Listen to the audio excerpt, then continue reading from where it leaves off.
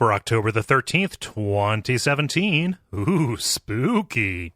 We talk about Steamworld Dig 2, the new Star Control game announcement, and we ask you what your apocalypse game would be.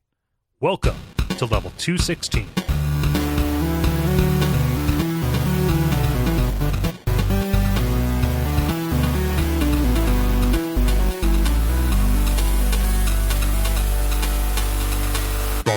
My name is Kole Ross. I'm Dennis Furia. I'm David Smith.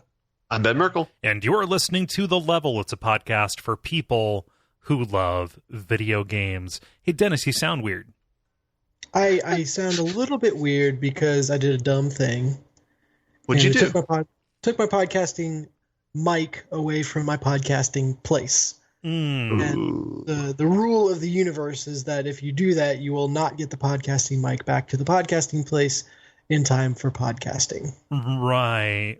So I'm on a gaming headset. This is going to sound real familiar to all the people who've been playing Destiny with me. This is the authentic Destiny Dennis experience because this is the same headset I use for that. So first, how dare you? I'm sorry. If you can understand me, I'm sorry. Does this mean you're going to start calling us noobs during the podcast? Or? If we're lucky. Yeah. No, it's fine. This will sound familiar to people who listened several years ago because for the longest time we mostly did our recording with this kind of headset microphone. Yeah, hashtag Throwback Thursday/Tuesday. Comes out on Friday. Yeah, TBT still works. TBT still stands. If you average Tuesday and Friday and then round up, right? Maybe a geometric average. I don't know. Yeah, it will be Thursday somewhere. It's an average weighted on how many beers you have a day. If you're treating days as numbers, Unix Standard Time is the only acceptable way. So counting up from 1971, and prior to that point, nothing else existed, and the dinosaur bones are put there by Bill Gates to fool you. Yeah. And also in about 12 years, we'll have the second Y2K crash, except for real this time. No. Oh, well, we'll all be dead by then. Yeah. So yeah. I don't know, you mentioned that on Slack or something like that, and I got to chill up my spine, not because it will, not because it will make the show unlistenable, although the last time I said a show was listenable, somebody said, no, it's not. Not that it'll make the show. And then you said, how do you know if you can't listen to it? It wasn't because you're just like, oh man, we can't have Dennis on or anything like that. It's just because I've had so many, this might surprise some of you guys, but I have anxiety. And what? So the cool thing about anxiety is anxiety dreams, which I know everybody has, but I have them with frequency. And I've had so many dreams where I didn't bring my textbook, for the last day of school or something, just you showed up somewhere unprepared, and therefore this reflects very badly on you. And this has been very common recently because I've started having more and more dreams where I am an adult, but I'm also back in high school. And it's like, hey, Kole, that would be terrifying in itself. That's how you get on a list. But it was like, hey, Kole, turns out you didn't graduate and you can't move on with your life because you only you missed a couple of these classes, so you have to go back to school again. So, funny story about that. For both, actually, technically, for both my undergrad and grad, I had some weird stuff around the end of the program with things where oh, by the way, some of these electives don't count, and things like that. So I have this weird situation where I fairly routinely have those dreams. I wake up and am legitimately not sure. No. Yeah. I didn't mean to make this into Cole talks about his dream chat, but just that I don't know. I kind of like to hear more about your dreams. Actually, I imagine they're fairly entertaining. I mean that is the most common theme here recently. But yeah, I sympathize with you for getting stuff, Dennis. Oh, it's all good. There have been times where I've driven to work and realized that I forgot my backpack. Oh, I do that at least probably 2 or 3 times a quarter. Oh yeah. Yep. Do Do you ever forget your glasses at some point and realize it when you're driving? No, I'm so used to wearing them. Okay. I feel like that would be a problem. Yeah. So I can legally drive without glasses, so it's not like dangerous, but it's always like, oh, whoops, and maybe this could be bad, but probably not. I just don't wear my glasses. I got contacts recently, but just like daily contacts for just situational use. I want to take care of contacts. Go ahead. What? I'm having some deja vu. Didn't we have this exact same conversation last week? Maybe. It might have been part of my banter. I remember because we've Jala... already discussed the pros and cons of glasses versus contacts. Oh, I think. we certainly have. So the other side of this, instead of forgetting my glasses, I put on my glasses forgetting I already have lenses in. Ooh. So doesn't that twice as clearly? Like, give you X-ray vision or something? Yeah, I can see through time. It's a the waveform is collapsed, and all of a sudden it is. You are now wrestling. Yep, it is a transposition of all possible states. No, but I just like, why the fuck is I have such a headache? God, and I realized, oh, you dummy, you have two lenses on. So I don't know. So be half as prepared as you normally are, Kole. That's what I'm reading out of this. Oh, the second I let my guard down is the moment somebody comes up and cuts my Achilles tendon. I just know it.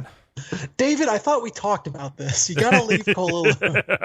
It's just one of them, though. You'll be fine. Right. That's why we're combat boots. You gotta cover that Achilles. Oh man. Anybody have any cool stories? I'm an uncle now. My brother had a baby over the weekend. Him and his wife had a baby. So yeah. Is this the brother that I've met? Yes. Awesome. The one and only brother. Yeah. Okay. There we go. I have a stepbrother, so I guess there's a technicality there, but yeah. Well, that's cool. Congratulations. Yeah. Dennis, how about you? Let's see. Got back from a week of travel last week. And so I'm happy to be home and hopefully staying as uneventful as possible. But that travel did mean I played a lot of Vita, which I will talk about a little bit later. Oh, cool. Yeah. How about you, David? No, not too much. Pretty much just doing the things, programming the stuff, sleeping the naps. Yeah. Cool. Well, that sounds like banter achieved. That was very workmanlike, but we got through it. I have no follow-ups. There was like dream discussion. It was great. It was business banter. Yes, business banter. A few laughs, mostly business. Yeah. So why don't we get to the rest of the show? I've got a lot to talk about. I've been playing the shit out of something.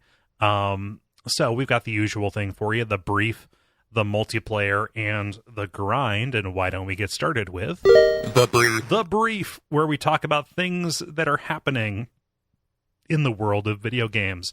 I'm going to go first. Go for it. This just because this is the only one that's like news out of our stories, which is fine because we have a bit of a lull. Also, Ben, you're laughing, but it is also this one's related to video games. I've talked about how much I enjoy Star Control 2 on here before, right? Mm-hmm. Yeah, we covered it for Watch Out for Fireballs, and it's one of my favorite games that we've done for that show. It's hilarious and charming. It kind of has the exact right elements that I want in a role-playing adventure game kind of thing, where you're also trying to optimize systems and get rich, et cetera, et cetera. So imagine my surprise when I find out that the two original designers of Star Control 2, 25 years after they released it for, the DOS way back when, have decided, yep, we're making a sequel. Hooray! A direct sequel to Star Control 2, the Urquan Masters, because Star Control 3 never happened. So this is called The Ghost of the Precursors, and it's still really, really early in development. And there's not much to say, aside from the fact that it does exist. They have fond memories of doing it as well. They really want to wait for it. They really want to do it. They've been waiting for a long time for the right time to do it. The two creators, their names are Fred Ford and Paul Reich the third, something like that. I never actually heard it pronounced. They co-founded Toys for Bob, which was the developer that did Star Control, and then not immediately, but became famous in the early 2000s, mid 2000s, for doing the Skylanders series. So, yeah, that's quite a left step. I know, right? And those were incredibly popular for a very long time. It has there is no there is no indication as to whether or not this will also be a Toys for Bob game or if it's going to be done in an independent capacity. But yeah, I'm super jazzed about this, just because I want to know more about what happens in that universe. I'm trying to think of anyone outside my immediate family that I've known for 25 years. Like just the idea that these two guys have worked together for that long. Yeah. It's mind-boggling. Like, I mean, I guess that's really nonsensical. I was 4, right? But like, yeah, I was going to say, so did I know anyone at that point? Yeah. But like, just having that kind of relationship with anyone for 25 years, or that kind of business relationship for 25 years and still working together and then developing something together. Yeah. Like I'm very interested to see how that kind of comes through in the game. For sure. I have not really paid any attention to the content of the stuff they made. I never played a Star Control. I just hope that they're still funny. Is the thing. there have been some good outings of funny developers remaining funny. See Thimbleweed Park. But that is that is a worry, because a huge part of Star Control's charm is its sense of humor, and I don't want them to have lost that. Sure. Yeah. So, any other questions or statements about this? That we don't have to belabor it. I just wanted to let people know, because excitement is contagious, and if we all wish hard enough, this will come sooner. Give me the odds of a Skylanders reference in the sequel. Oh, I'm pretty sure I'll be there. Yeah. What do you think the DLC is going to be? I don't know. It'll be sold on a figurine. Yep. That's not even a joke. That's just what they do with Skylanders. Yeah. Oh man. Ben, tell me about Blade Runner.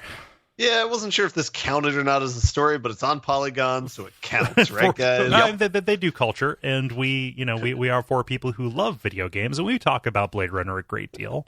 I've got to say, though, you're opening up a very dangerous can of worms. I mean, let's not go crazy, but it's been there from the start. Look, David, just because you're a replicant. Yeah. So the story is just basically about Blade Runner, how it did the first weekend, and it's kind of like the typical narrative of it right now. So the movie cost $150 million to make, and it made about $100 million worldwide over the weekend. Mm-hmm. So apparently that's a flop, even though I'm sure it'll probably make profit by the end of its run. Absolutely, yeah. Yeah. But yeah, like a lot of people are calling it a flop, but a lot of critics are saying it's really good. I got to see it last Thursday night, and so I wanted to talk to Kole specifically about it, because I know you hold the original movie in high reverence. Yeah, I haven't had an opportunity to go see it. I've been busy since the time it came out, so we can't do like a spoiler cast or anything. I'm really excited about it. Okay, all right. The only thing I'll share, and it's not about the movie at all, is at the Alamo Draft House where I saw it, they had a really awesome drink menu where they had 2 cocktails that you could buy. One of them was like a regular cocktail. The other one was all imitation ingredients of the first cocktail, but it had a stronger alcohol content as the original cocktail. That is so that's perfect. Fantastic. Yeah, it's the new souche of drinks. That one. Do you remember like any of the specific replacements? So there's like orange peel was in the original one, but then it was like orange like bitters was in like the replicant one. Yeah. So things like that. Like I think cherries in the first one and maybe like grenadine in the other one. So yeah. So just like the hyper processed artificial version of it. That's really good. Yeah. Yeah. I like that. I think so. I saw it the first time. All I'll say about it is I really like the music's amazing. The visuals are amazing. Mm-hmm. I want to see it again because I want to just see it again. Yeah. So I don't.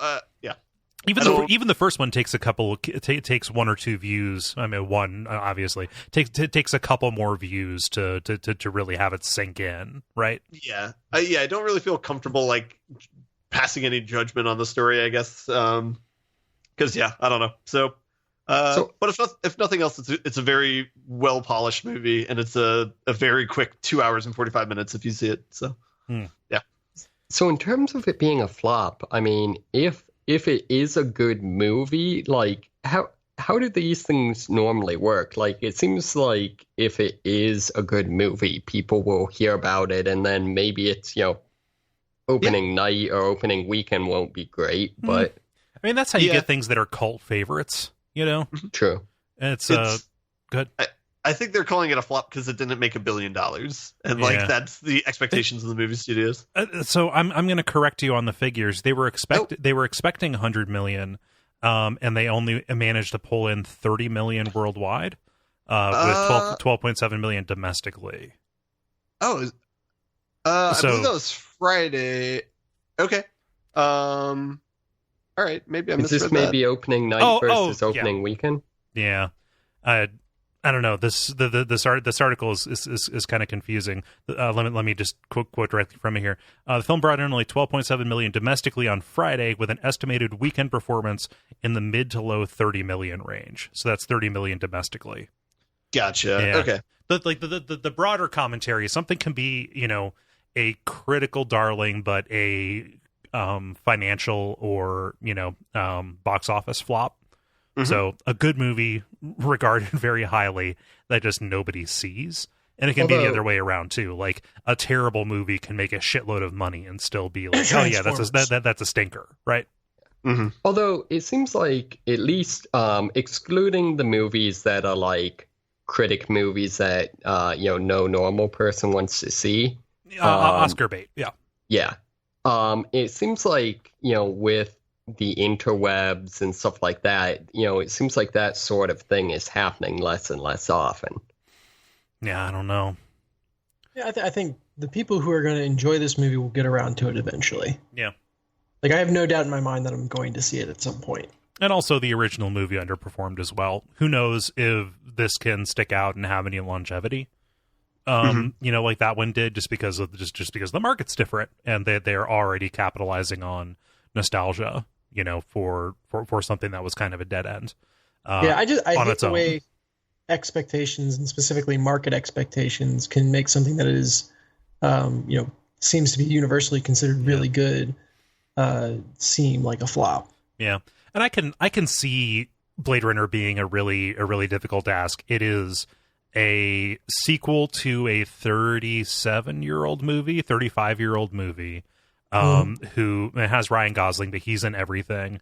The other star is Harrison Ford, who is incredibly old and doesn't have an awful lot of draw outside of a Star Wars, or if he decides to do Indiana Jones again. Like, that is what makes people pay attention to Indiana Jones, or to that is how closely he is identified with that role, to Harrison Ford. And additionally, it's like 3 hours long. Yeah. Ben, the single most important question: do they zoom and enhance? Definitely not as long as the original. Because that goes on for a couple minutes. Well, he zooms around a corner. Come on. I think there's there are a couple of computer scenes, but nothing like the original in that regard. Yeah. One compliment I will pay to it is they do a really good job of world building in it. They do a good job of having details about the environment without explicitly saying, hey, it's like this now. Hey, so I definitely appreciated all the effects of that. So cool. Yeah. I'm real jazzed about it. I have a free weekend this weekend coming up, and I want to go. I want to go see this. I also want to see Mother. I think Mother is in danger of leaving the theater quicker. Yeah. I don't know if I can handle seeing both of those in a weekend. Yeah, I really like Mother as well. It's a Darren Aronofsky film. It's a movie that the entire thing's kind of like a metaphor for something, but yeah, it's Darren Aronofsky is the guy who did Pi. He also did The Black Swan. Yep. Yeah. Requiem for a Dream, The Fighter, and The Fountain. The one about market crashes? No. The one about ballet dancers. He does like really psychological, mind-bendy kind of pseudo-horror stuff. Huh. Mm-hmm. Yep. I don't know. Good year for movies. No, a terrible year for movies making money. A good year for movies I have seen that I have enjoyed. There we go. To be fair, like, I was fairly shocked to learn recently that people actually still went to see movies in theaters. So it happens. Whenever I go to the theater, it's usually pretty crowded. At the danger of turning this into a movie podcast, I was told about an article of how like movie viewership has gone down in the last like 50 years, or people are seeing movies like a fourth of as much as they used to back when there was like not as many other things to do. And so like a lot of that viewership's being shifted to like online viewing or television viewing. Mm-hmm. And so then that kind of forces the studios to kind of back their bets on like really, really big movies and just saying, we need to make this big enough so that because it's apparently like on average, people see like maybe 6 movies a year or something like that. Yeah. So it's like, we need to make our movies big enough so that this is one of these 6 movies that a person will see this year. Yeah, because heaven forbid you change your, business model and, release things where people are watching them. No, heaven knows that hasn't worked for Netflix. just blame millennials. Come on. Mm-hmm. It's our fault that so many shitty industries are dying. It's pretty easy to do. Yeah. Yeah. We're killing everything. Let's go. Yeah. I don't know. I push back against the notion that we are watching fewer movies. I think we are just going to the movies less often. Yeah, I will say that it's not that people are consuming less material; it's that they are going to the movies less often. Yeah. So yeah, it's also that that Hollywood is making more shitty movies. Yeah, but there's also some really good stuff. Like no, there is, and we go to see about the 6 of them they make. Or you fuck up and you go see Transformers. Yeah. All 6 of them. Those are the 6 movies I saw this. You think I would learn by number 6? Hey, Dennis, what's this about Silent Hill? Yeah, this is kind of a cool one. So someone figured out how to kind of crack open the camera controls for Silent Hill 2. Specifically to have any control over the camera in Silent Hill 2.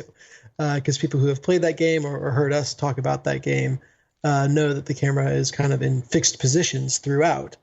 Well, they kind of took it off the rail and were able to kind of zoom out the person who made this video, who I'm going to try to find their name here because I feel like it's a YouTuber whose name is She Says, maybe? Yeah, SHSEZ. Yes. Made this video, and they basically got control of the camera. They also removed a lot of like the grain and fog effects that limit how much you can see, and then just did a tour of the game looking for all the interesting little nuances that you can get that way. So there were a couple of things I thought I'd call out, but it was just an interesting little bits and pieces of new information on a very old game. Right. First off, there's a scene in the game where you walk behind a dead body in a chair, and the kind of predominant fan theory or belief is that it is James, the main character. But that's because the model looks very similar. It's just missing a face and most of its head. Yep. Well, and also you're looking at it from behind, so you can't actually see. So no one was ever able to actually confirm, but getting the camera off the rails, you could look around and see, yes, for sure, that is now 100% confirmed to be James. I think that the developer actually came out and said, yeah, and said that was James. There you go. Cool. Yeah. Another thing that was interesting, and this more just goes into like the way they built stuff. There's a couple of places where James has to reach into like a hole to grab something, specifically a key, what you're reaching for. And in one of the scenes, he like reaches in and like jumps and reacts at something. I think it's just meant to scare the player, and then reaches in and grabs it out. And if you move the camera and look inside the hole as he's grabbing, he jumps and reacts to touching the key itself before reaching and grabbing it. They also, for whatever reason, have an extra key in the hole that is never really removed. That's the one that would be the door out of town. He just pulled the wrong one. He pulled the wrong key. Exactly. Another really popular fan theory was that in one of the early scenes, James's wife was in the trunk of his car, and they clipped the camera inside the car and found out that officially, no, the wife is not in there. Oh. However, the car itself is really oddly well rendered. Like the inside is very well fleshed out for something that no one in the game would ever see. So read into that what you want, the people who want to believe. I think somebody just really had fun doing car interiors, because that's like that's a thing 3D modelers do. I think clearly he murdered his car, and that is is the genesis of all this. God, his wife is the car. It's a Monster House kind of deal. Yep, totally Bionic Commando. Yeah. The scene on top of the hospital where Pyramid Head comes out of nowhere to knock you off the roof. He literally does come out of nowhere. He just spawns. And then wait, how do you survive that? He pushes you off the roof. And you land in some garbage. Okay. Yeah. But also in Silent Hill, you're routinely jumping down bottomless pits and waking up at the bottom. So well, and I guess they have confirmed that you apparently get M. Night Shyamalan in the first scene. Oh, really? There are different endings that have different interpretations of it. Of you finding your own dead body? No, the ending recontextualizes what James is there to do. Mm. Yeah. Going back to kind of like dev trickery, several times when you see potential bodies or parts of bodies, like either sticking out of a fridge or a door or whatever, there were guesses on who is that and what is that. But if you move the camera around, it's just parts. Like there's not even a full body model. Yeah. And then there's no trickery to the super duper long staircase that you walk down. It really is just really it's just a big model. I thought of one more that I didn't write down at the list of going to in depth. Who is the girl who ultimately walks off up the stairs into the flames? Angela, there you go. The scene where she is like chewing you out in first person, or the scene where she's chewing you out at the very end, is in first person. But if you move the camera around, James is actually modeled and you can watch his reaction. And he like hangs his head at some of the key accusations that she makes as if confirming that they are accurate. Yeah. So super interesting stuff. Nice. Yeah. So I'm gonna link this in the show notes if people want to watch the video. I want to poke around on this on this channel because it looks like they do really good work. Seeing this though, like it kind of bums me out because it just reveals how much of what you remember and what you feel about these games has to do with the specific choices and artifice that they make. So like showing that scene in the woods where James is walking down that path and then like, hey, let's take away the fog and let's make it like a weird isometric thing. And you realize, oh, this thing that feels endless is just a tiny little square. Yeah, it's like pulling back the curtain. Yeah. Which I know that they do that stuff. I know that's how they make it.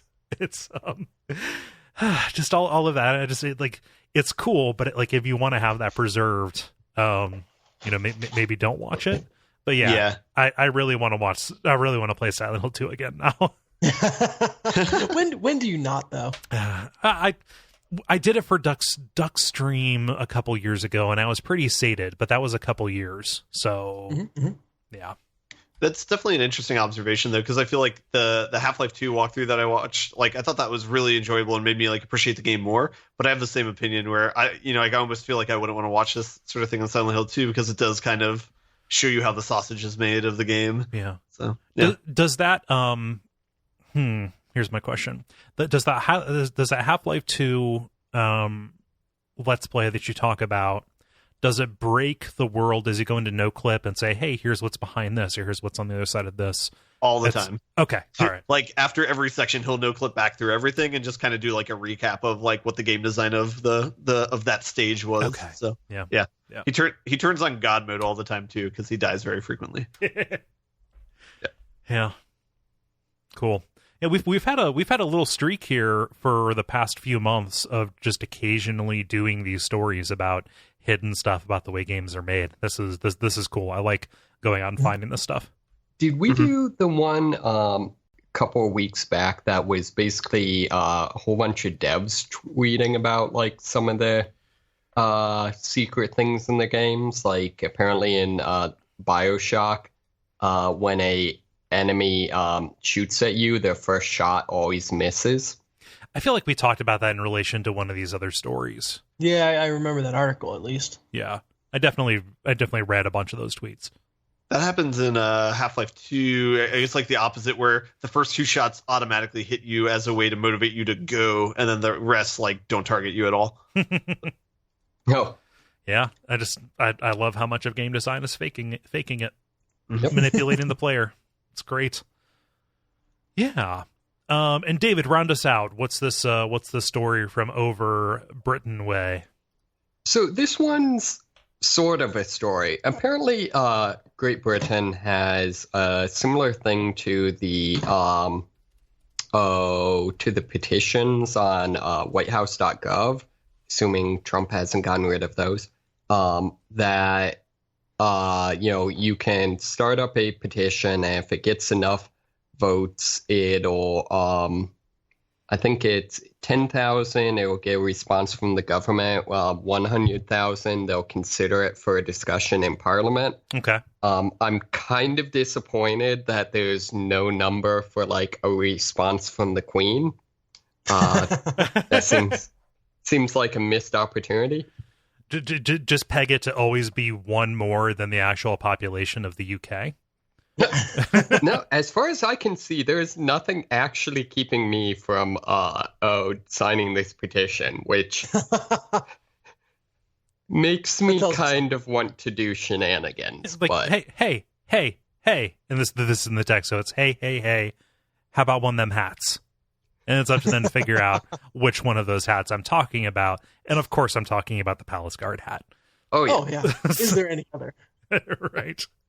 But what is the petition that was Sure. that was so put up? the petition is basically arguing that the laws which cover gambling should apply to online games, in particular since they tend to target, in its words, children and vulnerable adults. Okay. And that's basically argues that they have the same same traits, designed to be addictive, can be harmful in real world terms, things like that. So I don't know. I think that's actually a really interesting argument that kind of has a pretty good point. I definitely think so. Just because, there would be people who say, you shouldn't regulate this, whatever, all of those arguments. With all of the research that goes in to adapting games and developing games to be as addicting as possible, taking cues even from gambling. Sorry, Ben. With all the research and effort that goes into that, in one direction, there should probably be as much research into determining whether or not that is predatory, right? Looking in the other direction to see the effects. Like, I think that there definitely should be a little bit of mindfulness. When it comes down to actual policy and what should be put into law, I'm not sure. Like, I have no idea what the most effective tack would be. Here's some text from this. Gambling in video games mostly involves loot boxes where players use virtual currency, often bought with real money, to earn in-game items often worth less than what they paid, and sometimes more. Hence, it is gambling. Yeah. Loot boxes are weird. I'm sorry, guys. I just got back. I didn't catch any of that because I was following my compulsion to play Destiny to get my new exotic. What are we talking about? Wait, I'm opening up some geodes in Stardew Valley. Yeah. I don't know, like, maybe. Yeah. I feel like, is there any? I don't know. I feel like there's no question that at least some of this is predatory. Mm-hmm. I think there's also like, I don't know. I at least know that, like, for example, it's illegal for commercials targeting kids to be like, hey, tell your parents to buy this. There's restrictions on how you can advertised to kids, and it seems like at the very least that could be something that would be reasonable. Sure, I'd be surprised if that doesn't apply already. Although now we're talking about UK, so who knows? Yeah, I have no idea. I get the equivalencies. If any sort of regulation actually gets applied to a corporation. Yeah. I get the equivalencies. I'm curious what the actual content of the gambling laws that they're looking to port over would be. Yeah, I don't know. Yeah. So, also, I'd like to point out that a less sober-minded individual than myself might argue that this petition could be summed up as "Save the Whales." Oh, jeez. Come on. That's not fair. Come on, man. Multiplayer. Now it is time for the multiplayer, where we ask you a question and then you answer it. Dennis, what is the question that you asked the nice people? Yeah, I felt like painting a word picture with this question. I don't know why. But anyway, I said, you're living in the post-apocalypse and happen to discover a handheld system in the rubble with one game in it and a full battery. This is likely that last video game that you and humanity will ever play. What system did you find, and what game was in it? Gaming. Gaming never changes. Okay, so Dennis, this is crucial in terms of clarity. Is that battery the only battery you're ever going to have? Is it just like, hey, once this charge is done, you're toast? That is correct. So when I envisioned the question, that was it. It's like, So hey, how- you found one last system in game, but you're really only going to get 4 or 5 hours out of it. Oh wow! How far are you taking that? Because one of us is an electrical engineer. I can make this work. This is a revolution style, where power just magically does not work, except for this battery. Right. That's the apocalypse the ever. golden eye has gone off. Yeah. Although I in retrospect, I didn't really give enough for that to be clear. So I'm not gonna hang anyone over not answering. Okay. With that in mind. Okay. So yeah, if it's a game that doesn't get real good until after 4 hours, they're stuck. Gotcha. So let's get started with Ollie, who says, I find a Nintendo DS, and in it is Advance Wars Dual Strike, and I enjoy every second of it. Advance Wars is good stuff. Yeah. Any kind of tactical game like that. I'm more of a Fire Emblem man myself. But that shouldn't reflect poorly on you. That is beside the point. David, what does Lindsay say? Lindsay says Game Gear with that Sonic game it had on it. Yeah, it sucks, but if we're doomed for apocalypse, then why should the people coming next enjoy our Dark Souls and Mario games? See, I would frame this as I would want to play as bad of a game as possible, so I recognize just how worthless everything here was, so I wouldn't miss it. You know, it's kind of like you want to make sure your breakup is ugly, so you don't look back and get tempted to get back together. You know.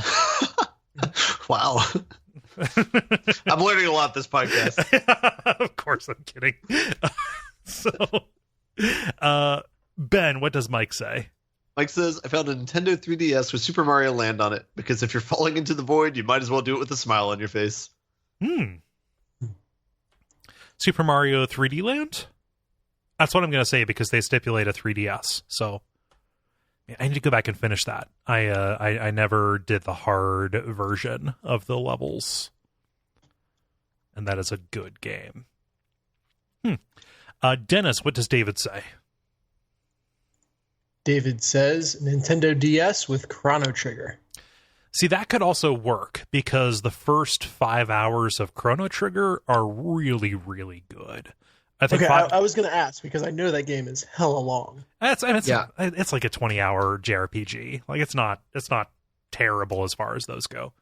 It's also kind of appropriate because at least for me, I always get stuck in the post-apocalyptic timeline. And you're 2100. Yeah. And I just remember, all I remember about that game is that being incredibly depressing. Oh yeah. Just everything else is so colorful. Everything else has so much life. Then you get out there, and then just all you have in the overworld on that is just this wind. Yeah. Mm-hmm. Pretty good. Man, I need to play that again, too. God damn it, stop saying good games. See, this is why we all need to take Lindsay's approach. Let's see here. Juan says, I find a Game Boy Advance SP with Pokemon Silver in it. I get to slowly lose my mind at the inability to complete the Pokedex. I spend my last days finding creative ways to charge the battery and attempting to find a second system, opposing cartridge, and functioning link cable. I die alone in an abandoned retro game store, cradling the system with the last components just out of arm's reach. Wow, that got dark fast. Got real Twilight Zone-y. There was time now. There was time. you step on your Pokemon Gold cartridge. Yeah. Oh man, yeah, silver would be my choice as well. Or is silver gold that generation? I'm not gonna start a gold versus silver debate. I don't fucking care. So I'm not gonna lie. Part of this question was inspired by the Pokemon Silver cartridge that David, I think you either had or you were with me when I had it, that had a dead save battery. So no matter how far you played, if you ever turned the system off, that was it. You had to start over. Hard reset. Yeah. Yep. Yeah, I really don't want to pop my Pokemon Silver in because I know its save battery's dead. It has to be. Has to be by now. David, what does Randy say? Randy says, PlayStation Vita with Borderlands 2. Crappy port, but still my favorite game. Fair. Yeah. And thematically appropriate again. Yeah, I was going to say. Don't you people want Escape? Except you won't have multiplayer. Oh, yeah, that is true. Why would you play No one actually does multiplayer in Borderlands. Come on. What? Yeah. Oh. Ben, it's the biggest tragedy of those games. Ben, what does Sam say? Sam says, a Game Boy Color with a copy of Austin Powers, Oh Behave. I'm sorry, I think you mispronounced that. I'm not going to do that. If humanity destroys come on now. We do not earn this. Better. Our relationship is not good enough for that. Dance monkey. No, I don't want to. Let's just start again. He says, if humanity destroys itself, we do not deserve better. When I said start again, I didn't mean that sentence. I meant the whole thing. The whole thing? Oh no! If you're not going to say it, that's Sam. All right, we good. New life mission. Yeah, we're fine. We need to do one of those Austin Powers games on Abject Suffering. It's time. It's been 20 years. What's that? How many are there? There's that Game Boy Color one. There's, I think, a PC, or maybe it's a Game Boy Color one as well. Welcome to my underground evil lair. And then there was like an Austin Powers pinball game for the PlayStation, I think. Oh no. Yeah. I just think it'd be fun to talk about Austin Powers. I actually really like the first movie. The movies I've not seen any of them, actually. There's good parts. Yeah. And presumably all of them were in the trailer? Nah. I appreciated, because we did the whole 007 on the 7th thing where we watched all the Bond movies. And I appreciated then going back to Austin Powers and realizing, oh my God, this isn't a parody. This is just like a straight up remake in most parts. Yep. I don't know. That intro to Austin Powers, where it's the Hard Day's Night thing, where he's avoiding all the running screaming women, I think is actually really cool. It's not cool. It's like good. It's effective. You know. Mm-hmm. Oh well. Who was that? Was that you, David? Who read? I just did Sam. Okay, I should remember that because I tortured you. Dennis, what does Nick say? Nick says it's a 1989 era Game Boy with Tetris in it. It's probably the most common combination of game and system you'd find. I'd love every second of it. Most of the time when I get tired of whatever I'm playing, I'll always end up back at Tetris. God, that is such a good answer. Yeah, that's a solid choice right there. This raised a interesting thought in my mind in that what about a TI-83 with all of the games on it? Damn it, man! Stealing my thunder there. I think that would be the most thematically appropriate. Is you got like the TI-83 calculator, and you're slowly whittling away the battery of the last electronics that will ever be to play the game. Batteries die on those calculators? Well, see there, you get your mileage out of it too. Yeah. That's a good point. I just put in a fresh set at the beginning of every school year just to be safe. Let's see. OMG Amu says, I'm going to have to back Nick's answer here. That is the Game Boy with Tetris on it. The original Game Boy and Tetris, still amazing fun. We all know original Game Boys were built so tough they could handle the apocalypse. Only problem being that full battery means I only have like 2 or 3 hours of playtime with Tetris before, oops, back to the apocalypse. See, that's why you need to do a DS Lite with the DS Tetris on it.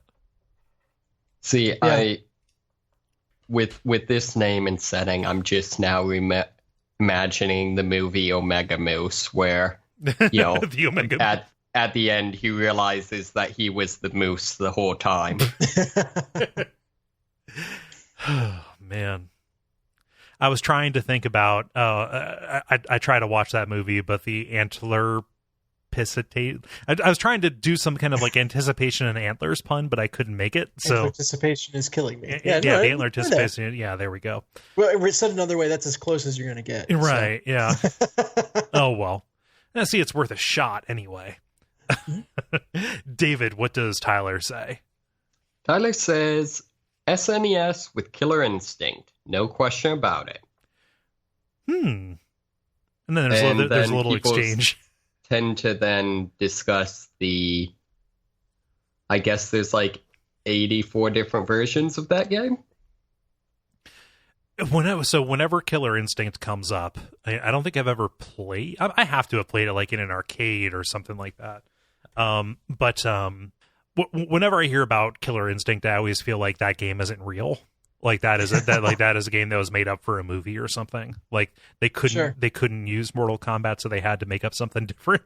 Am I the only one that remembers Time Killers? Oh, Time Killers really upset me. Okay, thank God. I thought it was a delusion. That was in our local Big Lots, and I would watch it obsessively, but I was never allowed to play it. Oh my gosh, I was really disturbed by Time Killers. So that is the incredibly violent one where it's possible to lose a match if your character gets decapitated, and the character portrait, for the end of match taunt, like if your head is cut off, just all of a sudden there's a bloody stump that is just gushing blood out of it. Like it was the most violent game I'd ever seen. You'd systematically lose limbs. It was horrible. Yeah. It was also surprisingly well read.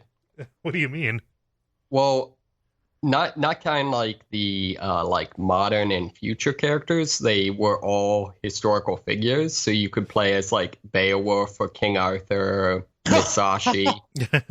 Oh, that's hilarious. Okay, yeah. I need to like load that up on MAME and play it so I can see how goofy it is. Kind of like the Large Marge scene from Pee-wee's Big Adventure, being exposed to how goofy it really is.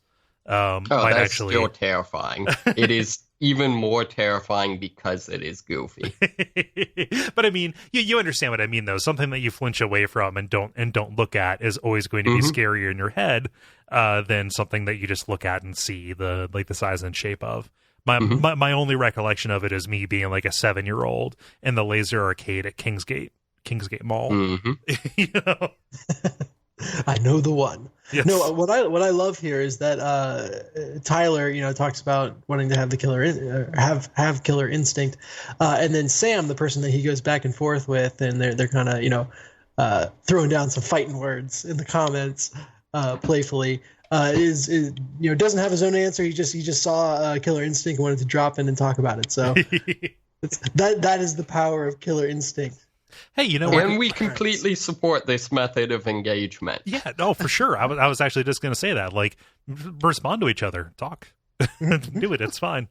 I was going to say, hey to Sam, if this somehow got you to listen. I imagine it's one of those things where it just randomly shows up on your timeline, like so and so commented on. Oh yeah. Ben, what does Thomas say? Thomas says, I found a Game Boy Color with Pokemon Yellow. Not only is this the last video game, this is also the last writing. Over the centuries, as humans crawl from the sewers to rebuild cities, Pokemon Yellow will become a religious text. Legends will be told of the enigmatic splendor of Lavender Town, and Pikachu's mood will be checked to indicate the will of the divinity. The best part is thousands of future humans will name their children after the trainer, Doe Homer. Who says the end times necessitate bad times? Yeah.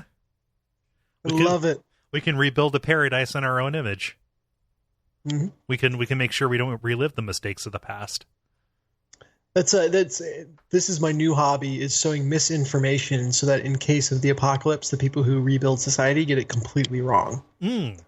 Inspired by this post and Horizon Zero Dawn. I've got to say, I'm sorry, I'm going to go totally off tangent. Killer Instinct more or less looks like if someone mashed up Mortal Kombat, and what was that one where you play as like dinosaurs and stuff? Turok? No. Oh, Primal Rage. Yeah. Yeah, it has kind of that faux 3D render thing. It's made by Rare. Yeah. Dennis, what does Greg say? Greg says GBA SP with the backlight and the Activision Anthology Game Pack. Lots of classic gaming goodness that can keep you happy for a long time. Yeah. I like that. As long as we're adding accessories, there's got to be like some kind of battery charger extender type of deal that we could go with. See, that's why I asked the question, because like if solar is all of a sudden in play. Oh, see, okay, all right. You know, too smart for your own good, right there. That would solve it. No, this is the post-apocalypse where they've blotted out the sun. So there. God damn it, you got me. Wait, they blotted out the sun and also somehow like magicked away electricity? Yep. Yeah, we'll fix it in post. There's going to be other problems that if they blot out the sun, but whatever. Yeah. It's fine. I've got my Pokemon. The game isn't the only thing that's going to last for 4 or 5 hours. Yeah. Let's see. So finally here, Brian says, a Nintendo DS with Pokemon Soul Silver. If humanity somehow survives, my perfect IV/EV squad will reign supreme. And IV does not refer to Ivysaur, and EV doesn't refer to Eevee. It's referring to weird little stats that you breed into your team. Oh, see, I thought it was meaning generations. No, 4 would be would be Pearl, and that is different. Oh, okay. Yeah, so lots of Pokemon love in these answers. Yeah, I think that not a lot of people played with the box enough to understand that you'd only get so far. Like you're barely going to get to the second gym in a Pokemon game before the battery dies. I don't know. Could still be worth it if you love those games enough.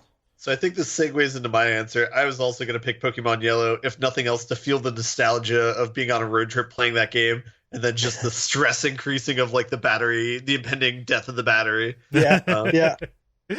Oh man, that was such a thing on road trips.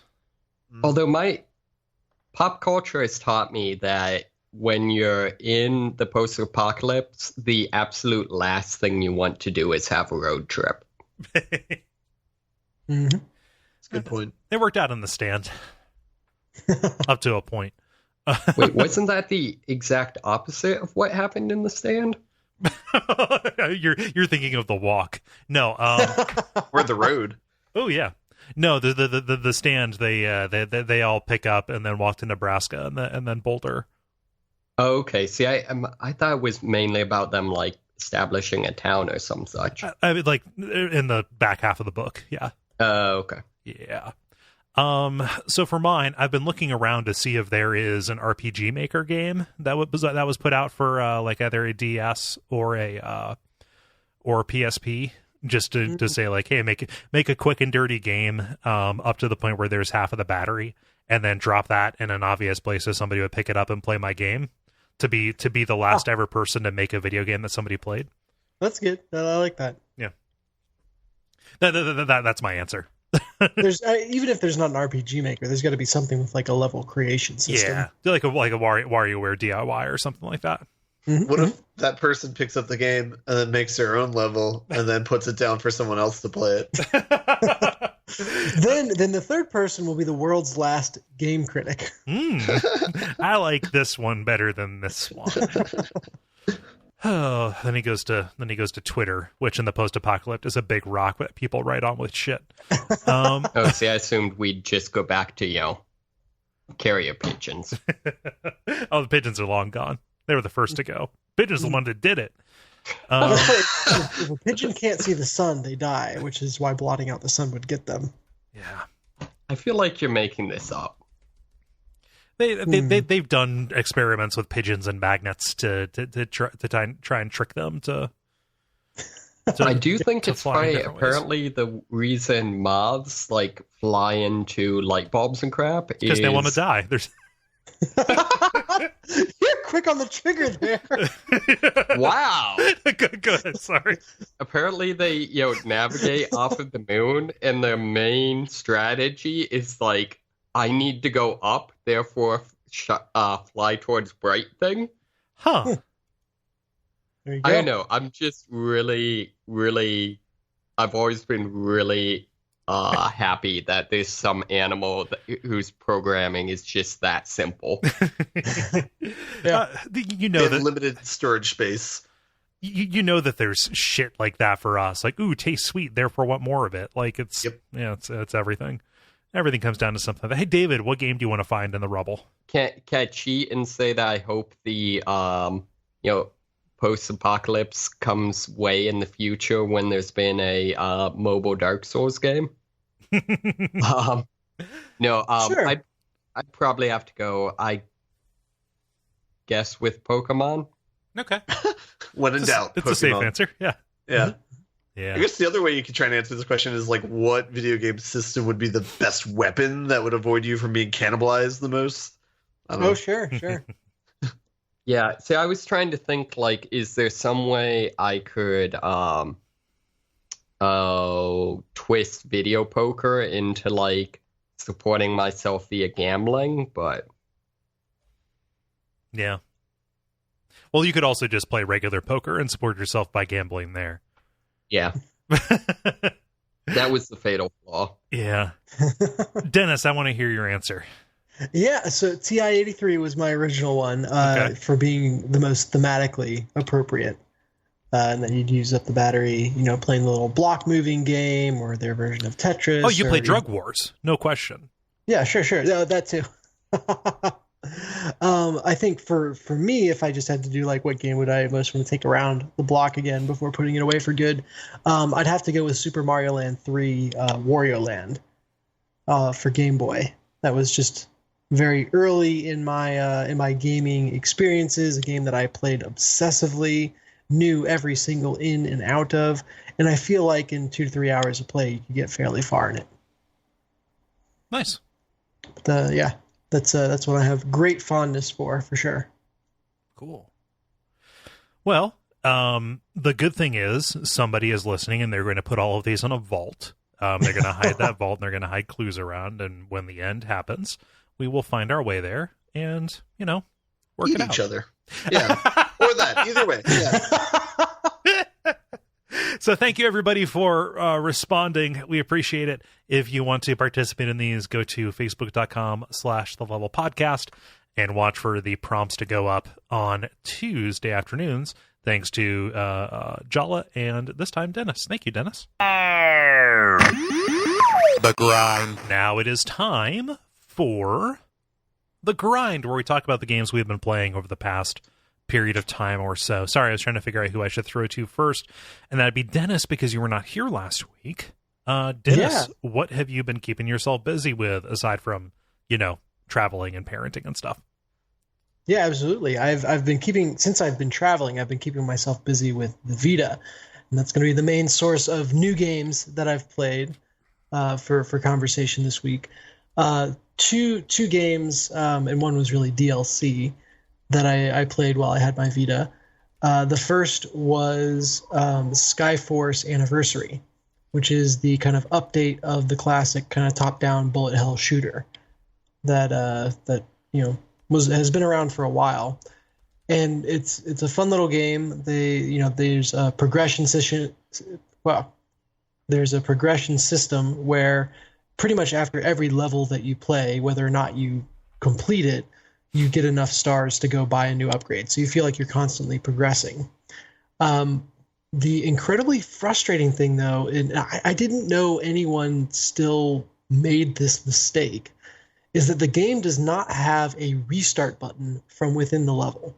What? And this absolutely blows my mind, specifically because each level you play it to complete it, great, but then you also get a medal for killing 100% of the enemies, collecting 100% of the pickups, and taking 0 damage. And you need these medals to progress. Oh God. So at a certain point, you're going to be, okay, I've got 3 medals on this and I just need the one for no damage. I go in, I get, 50% of the way through and take 1 hit. They even have icons in the top right of the screen that show you if you're still on track for all of those criteria. And the little icon will pop up with an X through it. Oh crap, I took damage. I need to restart. Pause button.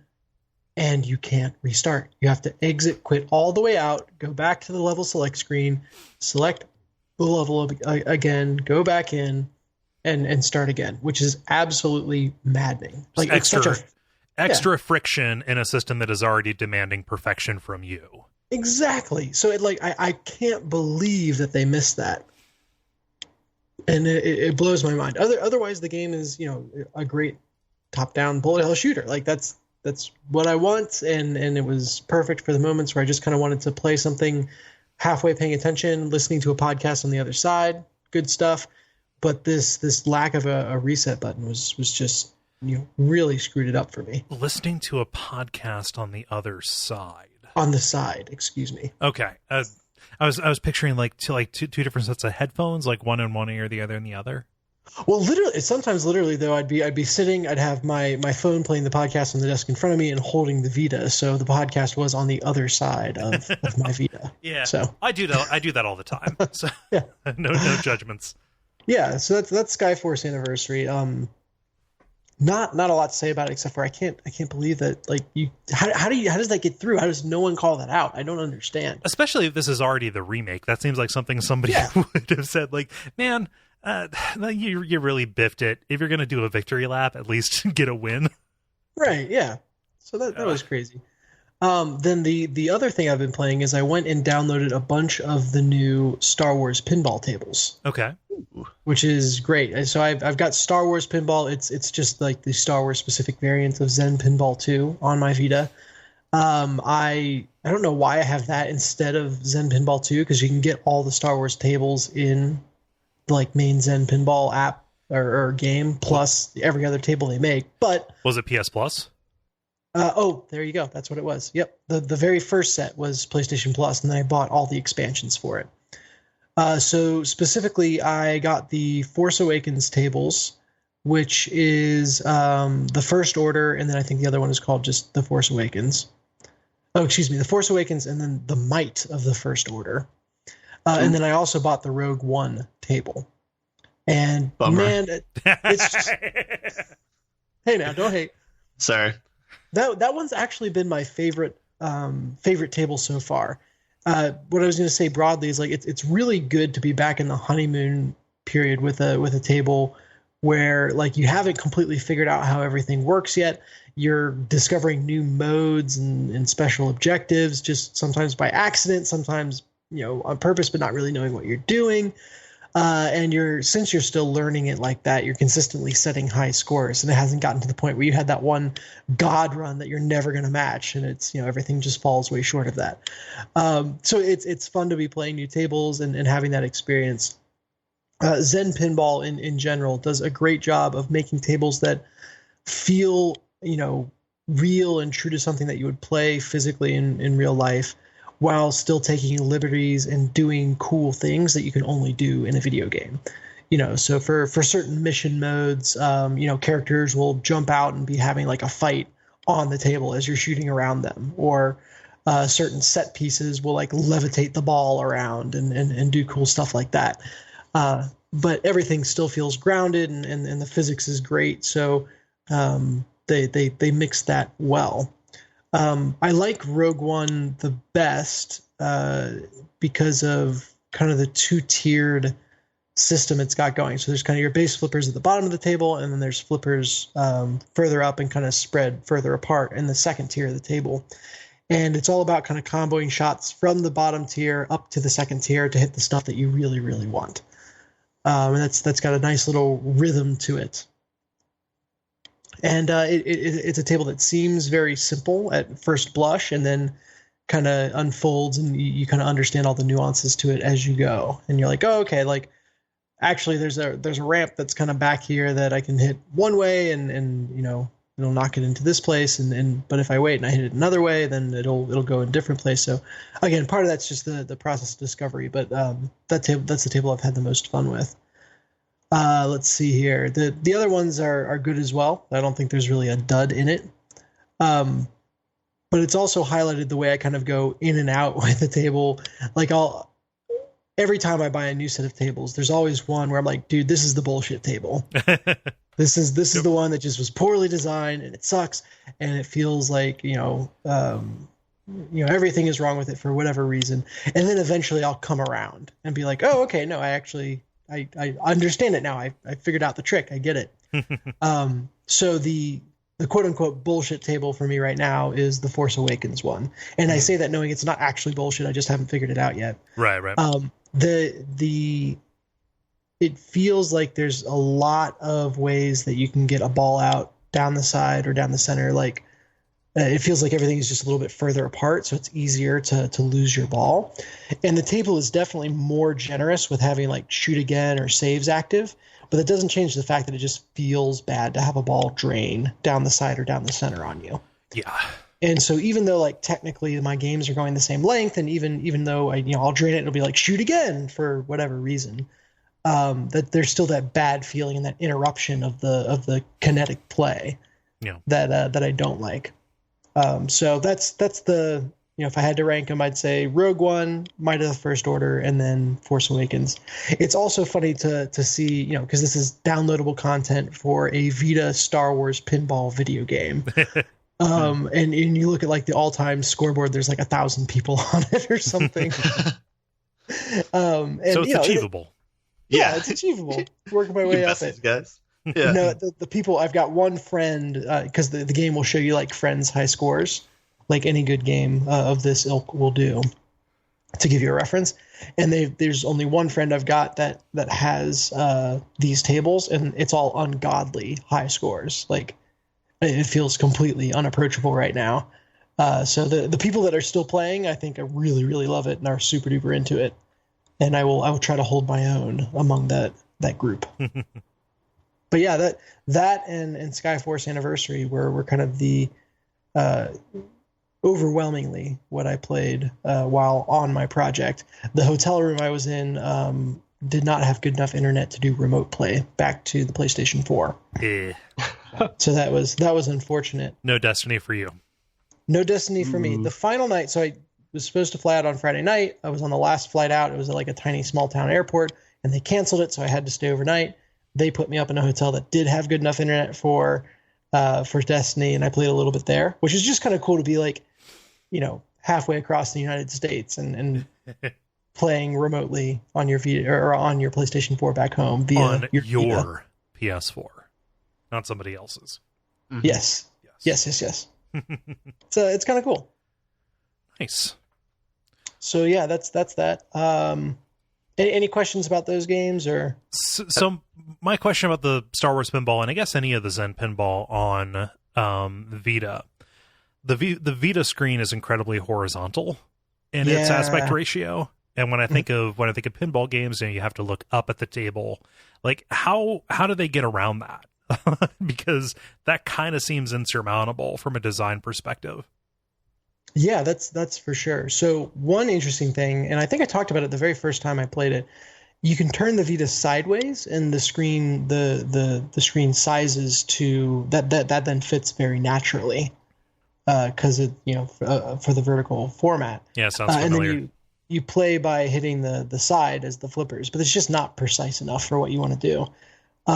So there is, though, a specific camera setting, which is just wide. So there's like camera setting 1, 2, 3, 4, whatever, but the second one is 1 wide. and I think that's specifically designed for the wider screen because that's usually the one I play on. Yeah. There are definitely things on the table that you can't see super duper well.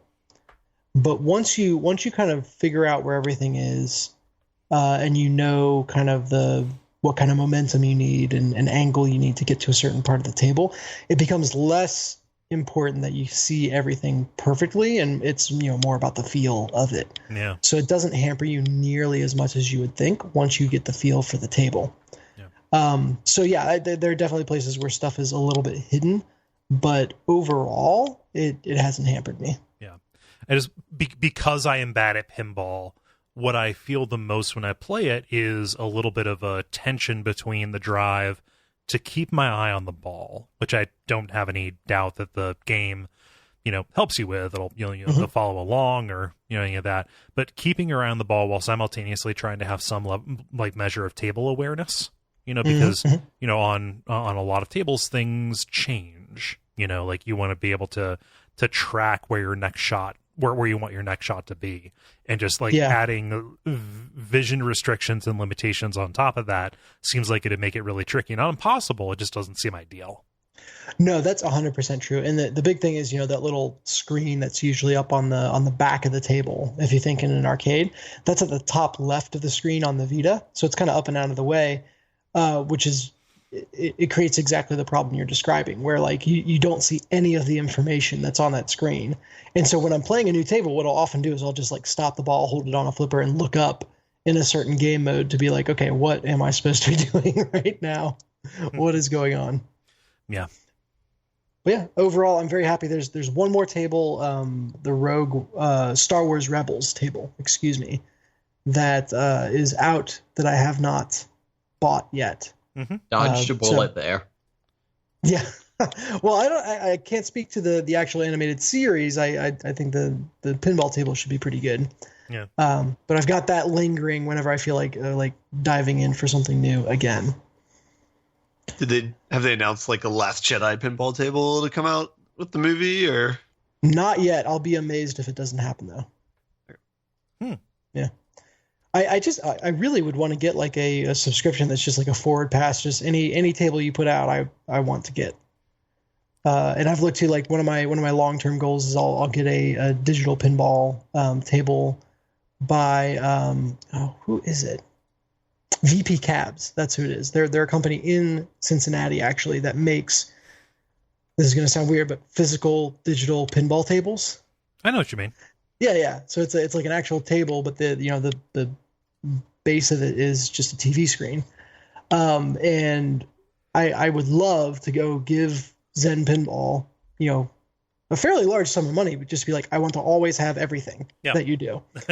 And I don't know what that would take. It doesn't exist right now, but hopefully I can work something out. If you got a physical digital table, wow, that is weird. Would it have the I don't know what they're called, the relay type, chug when you press the flipper button? Because I feel like that is a non-negotiable part of the pinball experience. The actual force feedback of the chunka chunka. Yeah.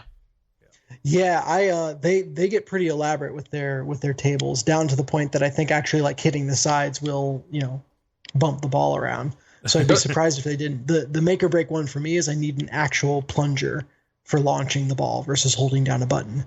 Do you want to have the option to put that gun attachment on so when you play the Terminator 2? Oh, shit! Yeah, I was about to say, that's what's my go-to.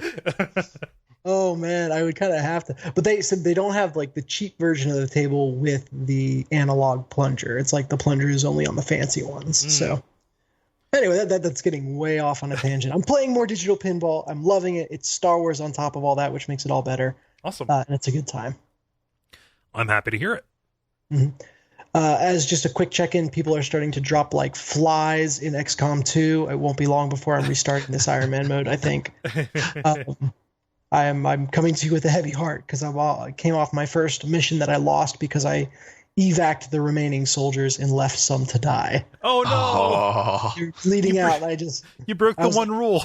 I know. I lose everyone, or I lose 3 of my 6, and the mission, and that was rough. Especially because they I think I talked before about the soldier bonds, and if if one of the soldier's bond mate dies and they survive, like you get a notification, they get a permanent penalty. Like it's tragic. It's a real like slap to morale.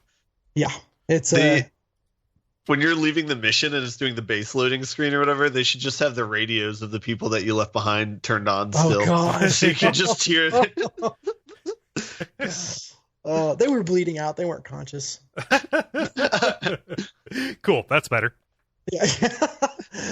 But yeah, so that game continues to be a ton of fun and is getting increasingly brutal. And I'm the good news is the mission that happened on, I kind of had my B team in, so my A team is still alive and kicking. And I don't see myself completely out of the running just yet. But if the current trend continues, I'm starting to lose like 1, 2 a mission. This last one was 3, and I failed the mission. So we'll see. Yeah, maybe it'll get easier. Yeah, XCOM will probably. Right? Actually, you get over the hump. Yeah. So do you feel like you've learned something that will make your next Iron Man, I don't know, less dying filled? It was a bullshit thing too. I shouldn't say that because I went back and I checked the wikis, and this has always been a thing. The mutant enemy has an ability called counterattack, where they automatically have a chance to counter any melee attack against them. They take no damage, and then they do melee damage back. I have put easily 150 hours into this game, and have never had that be an issue until this last mission. And I lost my first guy that way, and then it was all downhill from there. So it's always been in the game, but I learned it was there just this last time in a very brutal fashion. Huh. And then Destiny, but that's Destiny. Gotcha. Mm-hmm. Cool. Ben, you said you had some new stuff to talk about. Yeah, so kind of going along with last week's brief story, I picked up a Nintendo Switch and I picked up Breath of the Wild. Oh, dang! So Hey! Yeah, I've been playing that over the weekend. I was sick this weekend, so it was perfect. I could just stay inside and play the game. The Switch is a pretty awesome console. It's so good, isn't it? I'm very impressed by that. Yeah. Just like, I mean, I guess everyone knows like what the concept of it is. Like you can pull out, the thing and it'll play on the thing instead of your TV. But like, it's impressive to when you play the handheld, like that's the entire console. And that's like really impressive, I guess. Mm-hmm. Like it's a standalone console, but you can hold it in your hand, very portable. I don't know. The games are really small. So like that part was all impressive. The controllers are really cool, just like how they can, just like the design of it is really good. So yeah, like the controllers, it basically doubles as a Wii, it doubles as a classic controller. You can put them in the kind of controller husk they give you, and it can be like a regular controller. I need to get with one of those pro controllers. I've heard those are really good, and I know those are in stock now. Yeah, I've heard similar things as well. But yeah, I mean, just that's like such good design when you play with just like the individual controller by itself. There's like a strap you can put on it to give you like a handheld thing where you can put it around your wrist so it doesn't fly off. But then it also gives you 2 buttons there's like 2 kind of hidden buttons on the sides of the controllers that'll work if you're doing it in classic mode, but you don't really use it if it's like on the side of your screen or something like that. So like super impressive design. Yeah, so it's like a really nice console. That screen, man. Yeah, the screen's not bad. Yeah, so I have loads of compliments to pour on that. Zelda is good. It's surprising. It feels like a very non-traditional Zelda game. The game design's very interesting. I appreciate the fact that it's very different for a Zelda game, and they were willing to try something that was very different for a Zelda game. My only complaint with it so far is I feel like it copies a lot of like common design patterns in video games, where it's like you go to a new area, you climb the tower, you get the map of that individual area, and then you're able to go do the individual things in that area, and you just kind of repeat that over and over again. I've only played the game for about maybe like 2 or 3 hours, so I've gotten past the first stage and kind of into the open world, but I haven't done anything significant in the open world yet. Right. So I mean, yeah, I don't know. It's very interesting so far. The other thing that was like kind of weird too is like usually with Zelda games, I guess I don't know if these are kind of spoilers. This is kind of telling you like broad strokes about the game. So keep that in mind. Like instead of like typical Zelda game is you'll have the temples, you'll get like a single powerful unlock ability there, and it's kind of like Metroid where that'll open up new options for you. In this one, there's kind of a curious decision where they give you 5 abilities like right off the bat, and you like immediately unlock them, and then you kind of wander around the world. And I'm not sure how much more you upgrade after that. So I'm hoping there's more upgrades after that. So this is the thing about the structure. All of those minor temples get you upgrade points that you can put into your health or your stamina. Yeah. Where you get the new items and abilities are those 4 big temples that you go to over the course of the main story. And this is something that's kind of told you pretty early on in the game, is basically instead of temples like in the other games, there's like 4 things that aren't temples per se, but or like I don't know, they're called something. They're like fallen colossi or something like that. It's something along those lines. Temple by any other name. Right. So basically, we're saying this is the post-apocalyptic version of Shadow of the Colossus, which itself was a post-apocalypse. So it's basically like 4 temple equivalents in this game, as opposed to however many there typically are. I don't know, 6 to 8 or so. Yeah. And then to kind of compensate for that, there's this thing called like shrines that are spread throughout the map, where it's basically like mini puzzles. It's basically like tombs, like in Tomb Raider, except there's much more of them than like there would be at the frequency of Tomb Raider. All of those will usually focus on like a single puzzle mechanic and maybe like building a single puzzle mechanic. Those have been kind of interesting so far. Some of them have been really. It seems like there's a high amount of variability. Some of them are really good and they're like really concise puzzles. Some of them seem like they maybe weren't QA tested, where it's like either there's like a way you can cheese the puzzle pretty easily, or there's like it's kind of like a bloated puzzle where it's like, oh, you could have done something more clever if you did this, and this, but this is just how it is. So yeah. But I've been told that there's probably more interesting puzzles later in the game, so I'm still kind of holding out hope for that. I just need to keep playing and kind of see where it goes. It's pretty uneven, and I think that it depends on what you value more highly. The ability to kind of think around corners, that looseness will let you do, like, oh, I solved this puzzle in an unforeseen way, and that feels cool and good. See a multiplayer question from a while ago, or are you somebody who's like really into like a Swiss clock of a puzzle that has one particular solution that you have to work very hard to find? I see. Yeah, that is my guess. I think that is the dissonance probably that you're feeling. If I were to make an educated guess based on talking with you about games for so many years, I think you fall into the latter. Yeah, I think so. So I don't know. The game's definitely cool. The weapon system's a little bit weird. It's like not permanent weapons anymore. Like your weapons can break and get busted, and so it's like it's just weird. Like all the game design decisions seems like they've just been taken off of things like Far Cry or Assassin's Creed or something like that. Just kind of, or like maybe Elder Scrolls or something like that.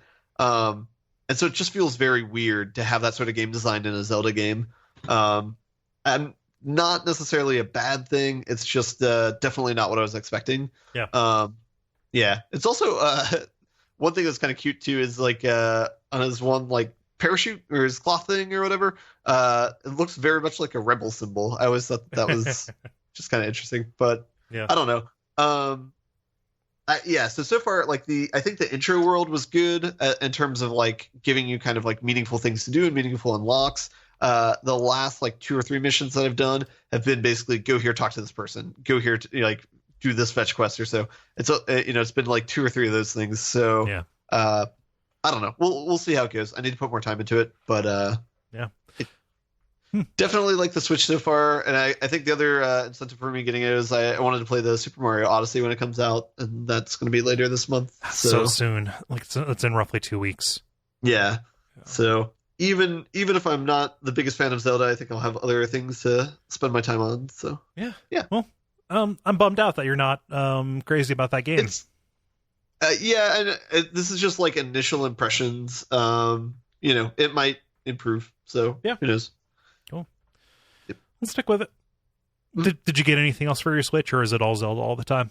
It was just Zelda so far, so I haven't got anything else yet. So if you have any recommendations, I will go back and listen to the last however many episodes of the podcast. The last Do 6 not months tell of the them show. to me now. Yeah. Okay. Cool.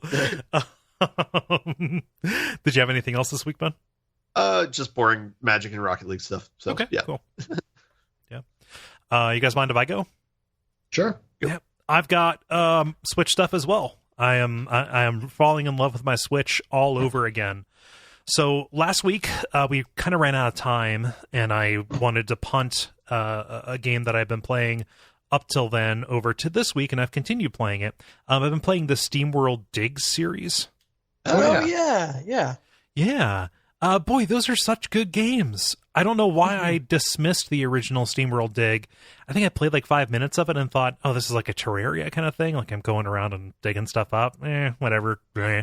Not realizing that at the core of that game, and then also the sequel, is this incredibly satisfying loop of go down, dig, fight enemies, get as many upgrade materials as you can, sell them, and then go back more powerful and then do it again. Just like that constant quick cyclone of resource gathering and improvement is such a good, strong hook for a game. And it just it latches onto something in my head that makes me just fall into it entirely. So Steamworld Dig 1 is kind of like, when you look at it in the broader context of the series, across the two of them, Steamworld Heist also exists, but it's an entirely different thing that's also really good. But I want to talk about that after I've played more of it. But when you look across the two of them, Steamworld 1 is very obviously like, let's nail the specifics of this and just kind of get the core loop down, and focus on our world building and the personality behind it. And just kind of make a kind of a limited version. Steamworld Dig 2, it's massive. Like you don't just have one kind of column of mine that you're digging out. Like you're going to different areas. All of it's connected. It's very Metroidy in that way, because you will just find yourself, like by looking at the map, I can tell I dug down in this temple over here that I had to run over so much ground to get to. Then I look at the map and realize that I'm almost dug back into the main mine that I started in. Like, fuck yeah. But man, just these are games that are about getting power-ups, about finding your double jump, and the second game has a grappling hook. Oh, then it's got to be a great game. Absolutely, it's a grappling hook that doesn't work in a way that I expect it to. It's not like a Bionic Commando 45-degree grappling hook. What it does is it shoots out in one of four directions, either in front of you, behind you, above you, or below you, and you can fire and release it and fire again very rapidly. So what you're doing is like alternating your horizontal and vertical movement to kind of give yourself the flying arc that you want. I don't think I get that. What is it doing? So you are alternating horizontal and vertical grapples, and kind of like canceling out of them at the right time, while you still have momentum headed in a different direction, to give yourself the arc that you want to go to. So imagine, okay, I'm going to launch horizontally, because there's a big jump that I can't make. Then I'm going to, while I'm moving horizontally, launch myself upward and then eject out of it, and that will confer the arc that you want on you. Gotcha. Okay, cool. It makes a lot more sense in your hands than trying to describe it in language. So yeah. I will put my ineptitude to that. But yeah, it's really good. Both of these games are fantastic. I don't think that Steamworld Dig 2 eliminates the need to play 1, because for as much as the writing is just kind of meh, you are like 2 is a direct sequel. Like you are hunting for the main character of 2, or of the first game and the second game is kind of your main goal. The hero of the first game has gone missing, and it's up to you to go find him. Am I remembering right that the hero is like a robot? Yeah, everybody's like a robot. It's to complete the theme. Aren't they all post-apocalyptic? Yeah, it's post-apocalyptic. Like eventually, you find zombies down below. Like, there are these strange creatures called shiners. They're called shiners because they're glowing mutated humans, who have locked themselves away or have been trapped beneath the ground with all their nuclear material, and that's expanded on in the second game. But yeah, it's really good, full of these awesome little challenge rooms, kind of like a Breath of the Wild style thing. And all of them feel very fairly designed, and just the right amount of challenge for me. Yeah. Steamworld Dig, really good series. Very cool. Just watching images of it makes me want to make like a There Will Be Blood RPG game where you just like upgrade your mind. But... Yep. Like the sim version of this where you're building more Steambots to go auto mine for you. Yeah. So yeah, any questions about the Steamworld games? How did you come to them? Did you come specifically like, hey, I need to play these games, or? I got the first Steamworld Dig on just PS Plus a while back. It was a free game for Vita. I played a little bit of it and then put it down. When I heard people talking about Steamworld Dig 2, they were talking about in kind of these hushed, reverent tones, and these were people whose opinions that I trust, on different podcasts and also just in social media and articles and stuff like that, whose opinions that I trust, but also people who I never saw talk about the first game. So it's like, there must be something here. And when the reviews came out, I was like, yeah, there's a lot about this that actually sounds like it would be right up my alley, and it was correct. Cool. Yeah. Any other questions? Because I've got a doozy after this one. I don't want to go too long on it, but I've got strong feelings. I want to talk about the doozy. Yeah, let's talk about this doozy. Stardew Valley came out for the Switch last week. Yeah. Tell me more. I don't want to tell you how many hours that I've put into Stardew Valley since it came out, since I got it on Thursday. I want to know though, how many hours? It's over 24. Let's just say that. It's under 100, so we're good. It's under exactly. Well, I was home this past weekend, and so the Switch was great for me because I just popped into my carrier case and up I went. And for me, being home is a lot of like just kind of sitting around and talking to people, and then they go work on stuff, and I sit down and play a game. Like I had a lot of time to play Stardew Valley. So I like the idea of Harvest Moon a lot. The one that I play the most is the SNES version, and even that has kind of some problems. It's a little bit janky, a little bit flaky around the edges, and the direction that Harvest Moon has moved in toward these different, more RPG-like elements wasn't really my thing. I more just wanted to optimize my farm and get better tools and do that kind of stuff. I never really wanted to like go and make friends or get a wife or something like that. That's not what I want in these games. I want to manage my own kind of personal economy and grow some rutabagas. So when Stardew Valley came out and kind of promised to be this indie version of a simultaneously stripped down and pared back, but also kind of expanded in kind of more mindful ways version of what Harvest Moon could have been, I was really interested, but I wasn't that crazy about the idea of playing it on a computer for this kind of top-down game. Just a portable system really seemed to make more sense for me. So I waited for a Vita version that never came, and then finally here on Switch. It is such a good fit for the Switch, you guys. Just seeing those graphics on that screen, the controls are simplistic enough that you can just kind of there are no limitations around it aside from the battery, but even that, I'm getting like 5 hours off the back of it, and then you just charge it and then come back. So when I say Harvest Moon, do you guys know what I'm talking about? I know the cover for the PS2 game, but I never played it. Yeah, but Ben, you've played Stardew Valley, so you know exactly. Yeah, I know exactly what Stardew Valley is. Yeah, yeah. So like you've got a little farm. It looks a little bit like a Zelda or Final Fantasy game, and you're walking around. Your farm is in this little valley that has this town. It has a mountain. It has a mine. It has a forest. Has all these people around it, and it moves through these different seasons. And every day has like a day and night cycle. And you can grow different things. If you don't want to spend all your time farming, you can go into the mines. You can fish. Just all this kind of stuff to. It's a little bit like Steamworld Dig. I think that I've just found my addictive hook or something I'm really vulnerable to. The entire kind of drive for me is to get enough resources, to amass enough resources to raise my efficiency, to either buy more seeds so I can plant a better pattern or upgrade my tools so I can, not go through energy as quickly. It's like a much friendlier version of Factorio, I feel like. Yeah. And so and even that, I'm setting it up so you can just sell your produce, or you can craft these special apparatuses that process them into something else. So I'm not just selling eggs. I've got a whole grid of mayonnaise making machines, so I can sell artisanal mayo. I'm not just selling fruit. I'm popping these things into a shed full of these canning machines, and I'm selling mason jars full of jams and pickles and stuff like that.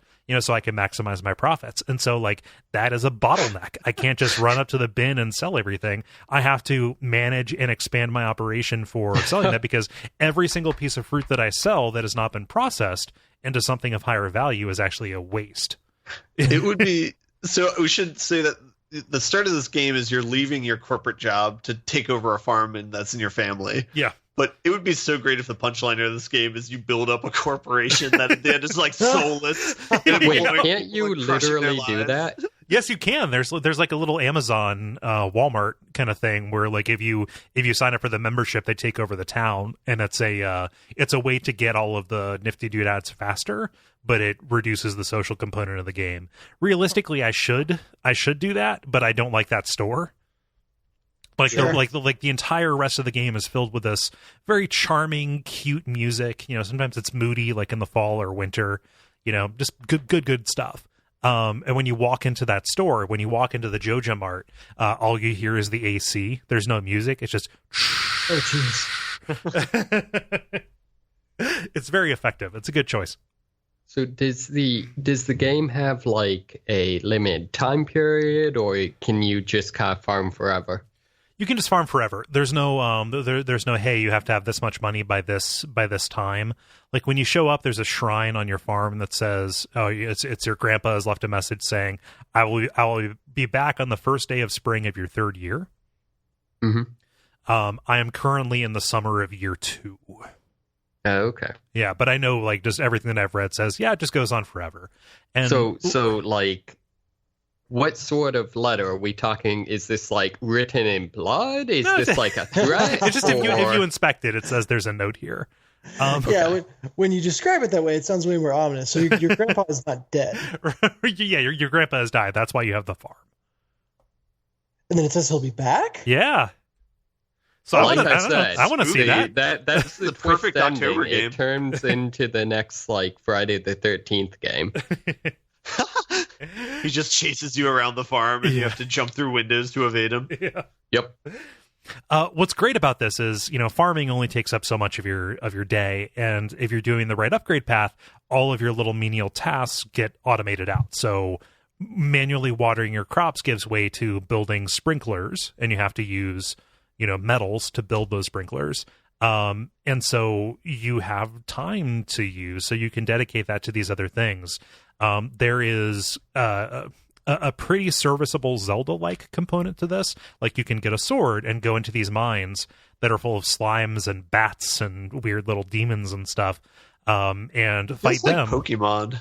What's that? It feels like Pokemon to me. But yeah, in terms of aesthetic, especially those cute little slimes,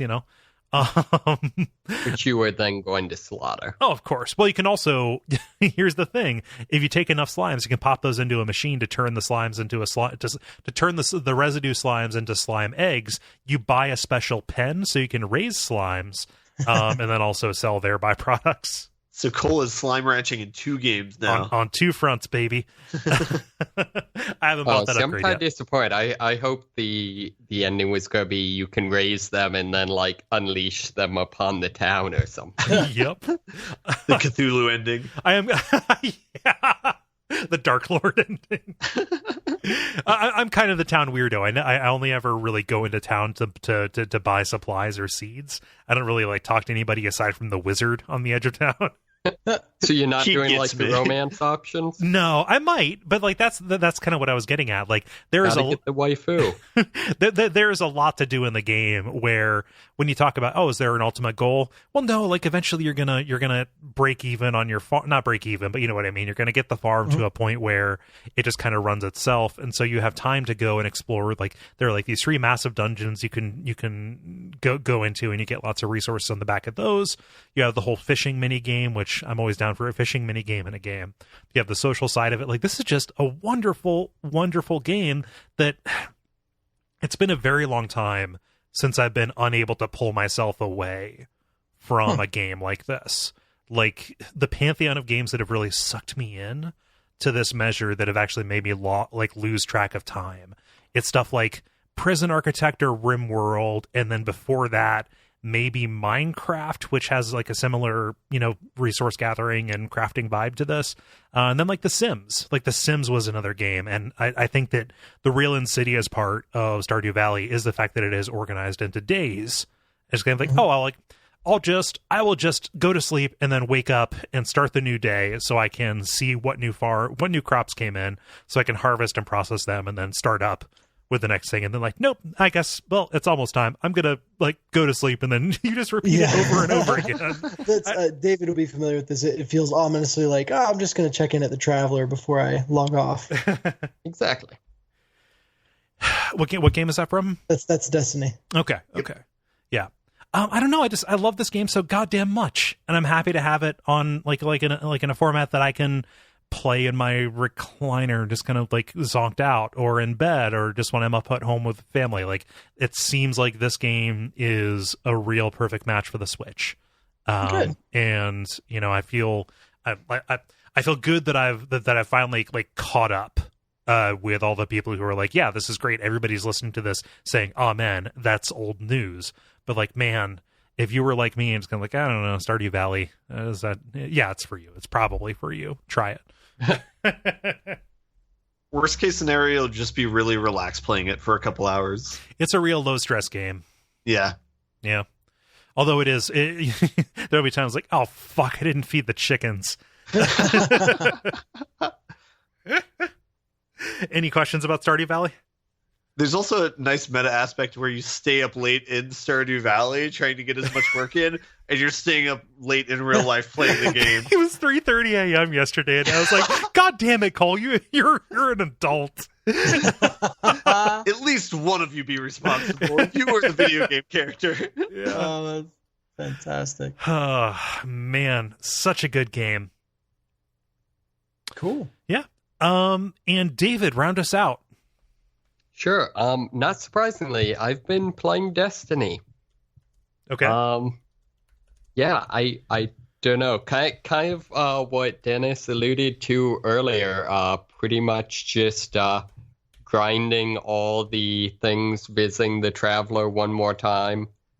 I'm trying to think. I guess Dennis and I did do an attempt on the Nightfall strike this week, where basically the strikes are kind of their equivalent of dungeons, sort of, and Nightfall is sort of their like hard mode version. There's one of them each week, and the enemies are a lot more dangerous, and there's weird modifiers they affect. Okay. So this week the modifiers was there's I guess I should say I think there's always a time limit No, the second week. Oh yes, there is always a time limit. Yeah, there's You're always not always a time able to limit, but the extend way it works is different. So like this week, you get time increases by killing enemies. This past week, the one we tried, basically there's these like time anomalies scattered throughout the level, and if you see them and shoot them, you get 30 seconds add on to your time. And then the other modifier was you basically only regenerate health while sprinting. Yeah, that to me was the kicker. Oh, geez. So if you're taking cover, it's the exact opposite of the usual flow. Mm-hmm. Right. Well, and actually what ended up being real problematic is this was against the, the Hive? Which is basically like the Lovecraft zombie faction. It's the Destiny version of the Flood? Yes. Okay. Yeah, basically. And one of the problems is their units tend to really focus on shields and healing effects. And so that made a big problem when you periodically have to like break off the fight and sprint away, because by the time you get back, their shields are back up and or they've healed. So we did not get particularly far. So you could tell that we were learning it, like, right. And each time we were consistently making progress. So it's and obviously it's not unwinnable, but it is was certainly more difficult than we've experienced in the past. Yeah, and I don't know. I feel like Destiny has a bit of a problem with its difficulty curve after you complete the game. Like I don't know. I was thinking earlier today, like if you're not in a clan, basically this is what, like a 10-hour, 5-hour long game. Yeah, you're not wrong. Because basically almost all of the ways, probably about, I guess I should say, after you beat the game and then reach one of the kind of lower level caps, or light caps, whatever, equipment caps, you can only increase your stats with by completing certain milestones that reset once a week, and roughly half of those require you to be in a clan. Does it require you to be in a clan? I mean, Nightfall effectively does, because there's no matchmaking. All of the clan bonus ones do. There's only one clan bonus one, though, right? No, there's the Crucible, Nightfall, Raid, and Trials. Oh no, you're right. Yeah, so it's one place to cash it in, but the clan has like a bunch of different ones. Cool. Right. And then the Raid, and yeah, basically your options are severely limited if you're not in a clan, which seems a little weird, but yeah, other than that, like I continue to be extremely impressed and entertained by the divergent dialogue trees in the strikes, and just how much they can differ and how silly some of them are. Do you have an example? There's one where basically one of the characters, kind of his backstory is he was captured by the robot faction, and in the resolving events he lost his arm, and so he basically sends you into their like base for revenge. And this faction, they're time traveling, kind of manipulating space and time robots, and so, once you get in there, like, all rules of physics are off. And there's this part where he tells you, all right, next you're going to see a lake. and it's actually just this like vast pit in the ground that you have to jump down. And so like sometimes you'll end up with like your ghost, who's effectively your voice, arguing with him about whether or not there's a lake there. Other times your ghost will begin speculating that perhaps the lake is metaphorical. No, he said there'd be sandwiches. Yeah. Somebody out there was very happy with that reference. At least one of his references implies that he suspects that he's not really talking to you. The robots are just simulating your responses to his questions. So yeah, I mean, there's just a lot of stuff like that where it's where there's a bunch of branching trees, and then like even these ones that are kind of the broad ways the story can play out. A lot of them have just minor like changes. Okay. So just like just minor, like what insult does the character decide to use, stuff like that. So, other than that, kind of the main news item would be the Wolf. What are they calling this event? Iron Banner. Yeah, the Iron Band. Banner, whatever. The incredibly generically named thing. So it's basically a PvP event where in the original Destiny 1, about once a month there would be an event where you play a certain PvP mode, and it only is available for a week, and you can effectively level up in it. So to get the best equipment, you have to try to get to a high level by the end of the week. And the big draw of it was that normally your level and stats were all normalized in the Crucible in PvP. PvP, yeah. However, in this version, they're not. However, in Destiny 2, they basically they removed the leveling up feature, so it rewards gives you rewards the same way as normal, and they kept in the normalized stats, so it's basically the exact same thing as what we've been doing. I don't understand why it exists. Like, there's a slightly different loot table for it, but other than that, there's no gameplay reason for it to be there. Yeah, it's literally PvP, except it only has one game mode all the time.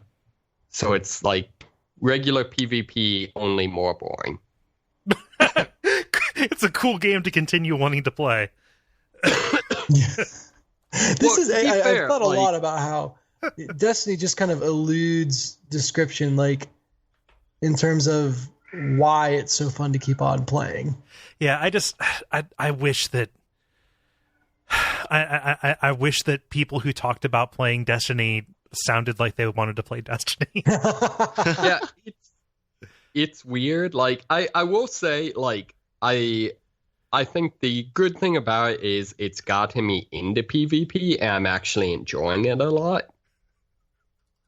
I don't know. It's a very different game experience. I also continue to just really be enamored with the some of the announcer dialogue, and just how like weirdly pseudo upbeat it is. What is their announcer dialogue?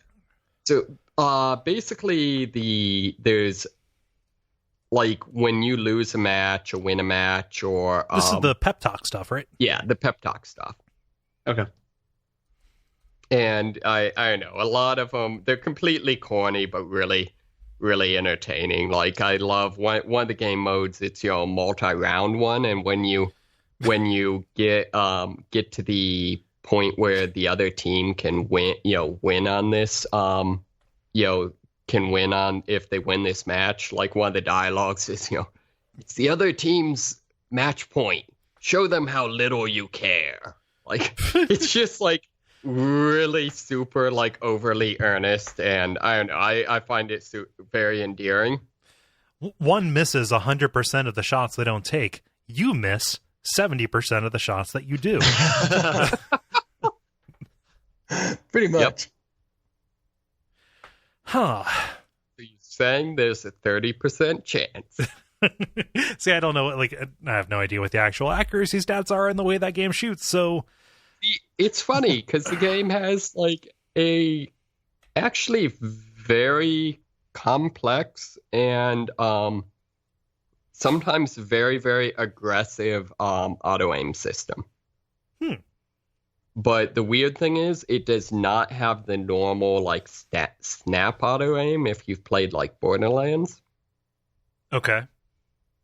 So like doing the whole like vaguely get in the right direction and then zoom in does nothing for you. Well, that like Call of Duty does that as well. Right, yeah. Or Killzone 2 is big on that as well. Yeah, so this does the your aim sensitivity drops when you're near targeting an enemy, and it'll also like automatically track a moving enemy some. But then the really weird thing is there's actually like within a certain radius around your crosshairs, it will straight up like auto aim shots. Like they will straight up like curve in the air to hit your enemy. Huh. Which, I mean, overall, like it's a little weird like once you see it and like realize what's happening. But from a gameplay standpoint, it works really well. Oh, that should have hit. Yeah. And it's also where like snap auto aim is, it's you either got it or you didn't. This form of auto aim kind of can be changed by your stats, and certain weapons will, auto aim faster or within a larger radius, which is an interesting. Yeah, so one of the things, and granted this is Destiny 1 stats that I think are still the same in Destiny 2, but I could be a little wrong, is as you hold down the trigger, eventually the the super auto aim, the bullets curving, stops working. However, if you have stats that increase or basically decrease your recoil, that'll make that keep happening for longer. Okay. So yeah, it's kind of cool. So, but yeah, it's interesting. I'm enjoying getting some of the figuring out what guns I like, which is basically explosive ammunition, because why not commit war crimes while you're fighting people? Jesus. One thing that is a little bit too bad is there's exotic weapons, kind of the highest tier of items. However, there's at least a handful that are just straight up, worse than most other items, like most even lower tier items. Mm-hmm. I don't know if you found any. Yes, the ones I'm thinking of are the your energy weapon grenade launcher. Yeah. So there's basically grenade launchers normally are in your power slot, but instead you can get one in the in your kind of secondary slot. The only problem is, like, for example, in Crucible, a direct hit to the face will not one-shot someone, which when you have to reload every round makes it basically worthless. Yep. Similarly, there's a pulse rifle that basically shoots black holes, which is really badass, except that it means your damage is super end loaded, so you do almost all your damage on the last shot when recoil has already taken over. Oh, is that the Graviton Lance? Yeah. I actually like that for PvP. Oh, really? See, I find that gun completely worthless. But it I guess surprises people with how fast it kills them. Huh. All right. Well, I mean, I guess maybe it's a playstyle thing. I just couldn't find it. Its impact stats so freaking low. Yeah, I have success. Yeah, I can't tell you why. Maybe I've just gotten a good feel for it. And... Sure. Well, I mean, if nothing else, I feel like shooting black holes is always something I can get behind. Advisable. Yes. Yeah. It also just sounds good. And again, that's what I keep on coming back to on Destiny. It is a game that just feels good to play. And the Graviton Lance is a 3-round burst. The 2 are regular. Third is that black hole, and it's got this little pivot boom that is just really satisfying every time you pull the trigger. Kinesthetics I'll give you that. See, my go-to has been the was the 5-round burst pulse rifle that Zer had last weekend. Yeah, the Vigilant Swing. That it's so you have to aim lower on people's body to account for the recoil, like spiraling up, but you're putting more shots into them, which means you get a quicker kill. And it's also really cool because it's a gun that all of its stats are basically built around kind of enabling you to make clutch plays, so you get a lot more powerful if a teammate dies near you or if you're the last living member of your squad. So it encourages you to just be the last one standing so you can soak up all the points. Well, more so it encourages you to hopefully be the guy running around reviving people, but I guess that's another way to play it. Game can't tell me how to play. Clearly not. You're good, noob. They're also not going to tell you to play either. Oh no, I will tell you to play. You should. It's safe soon. Oh jeez, man. No, sorry. I wish you all the best, but it's not in the cards. See, again, you're sitting here describing Stardew Valley and the amazing feel of this, kind of getting just a little bit better. No, I understand. I totally get that there are similarities between the two of them. I don't know. It's not just you guys. Anybody else that I hear talking about Destiny has this really conflicted everything in the way in the way they talk and what they say that makes it sound like they don't really enjoy the time they spend playing it. You know what I think it is for me is it's fear of seeming too basic. It's like I need to put all these qualifiers on enjoying this game because this is the video game. Okay. And so it's like, I'm enjoying playing and everything, but this is such a, this is so mainstream and all that stuff, but I need to be a little bit cool about it, Get over that hang up because that's ridiculous. Why would you feel bad about liking something you like? Yeah, go figure. I don't know.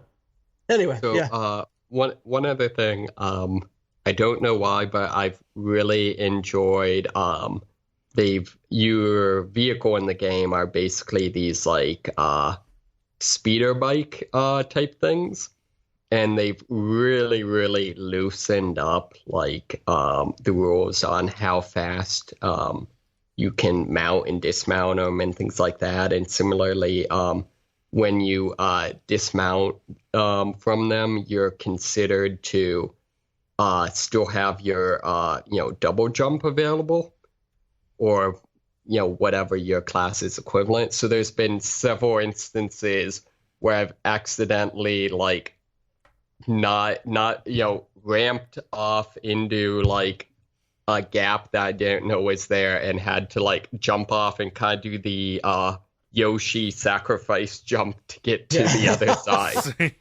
And that always makes my day. Yeah. Huh. Well, anything else about Destiny 2? No, I think that's it. Cool. Join us. Sorry, no. If I bought Destiny 2, it would sit unplayed, and then you all would move on, or there'd be a new expansion. I'd be like, no, I'm not buying that. I never played the first one.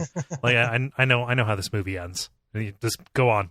Be happy without me. Lots of people are. Have they said anything about the expansions? I'm really wondering, we're kind of blowing through the available factions. Yeah, it's out in December. Yeah, because I mean, I guess the Vex are the only faction that hasn't had pretty much all of its leadership killed so far. God forbid we have a new faction. That's what I want. Cool. I know. I still like the animation on the Fallen are good. The Fallen need to come back. I feel bad for them. Do you all want to button it up? Let us button. All right, well, thank you, everybody, for listening to level number 216. This is not related to this show, but it's more broadly applicable to the network. We have some times and dates for our Portland stuff.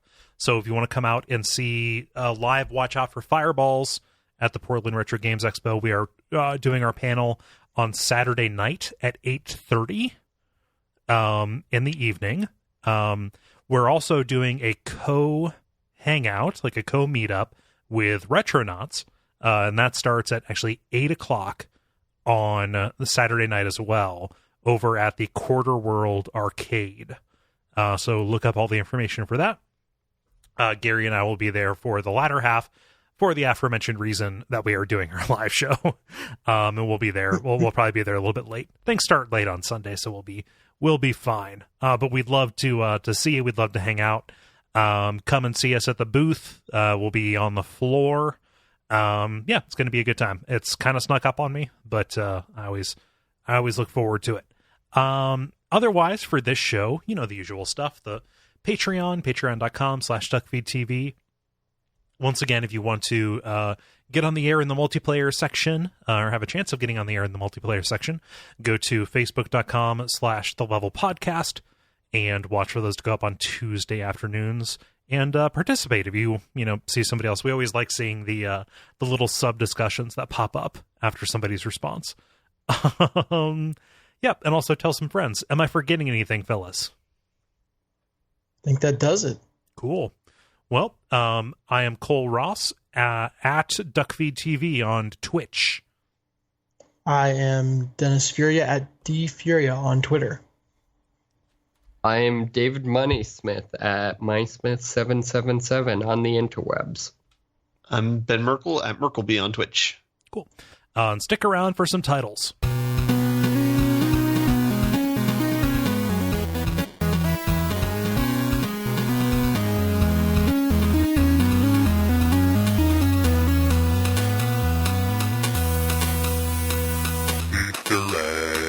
Okay, who has some for me? Dennis. I have. All right. Oh. We both spoke at the same time. Go ahead, Ben. I have two. I have Pigeons Are the Ones That Did It. Okay. And I have the Cthulhu ending. There you go. Okay. Dennis. I did a bad job tracking, but I have the Yoshi sacrifice jump. Okay. David?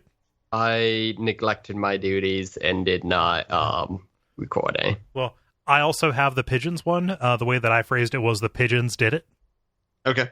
There you go. Yeah, so that one seems to win by votes. Any opposition either to the Pigeons title or the way that I have rephrased the Pigeons Did It? Nope. Not at all.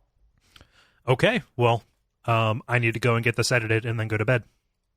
Yeah. And play Stardew Valley. Go to bed to play Stardew Valley. Yep. Yeah. As you do. As one does. All right, take care, everybody. Yep. Have a good week. See ya. Have a good week. Yeah. Bye. Peace.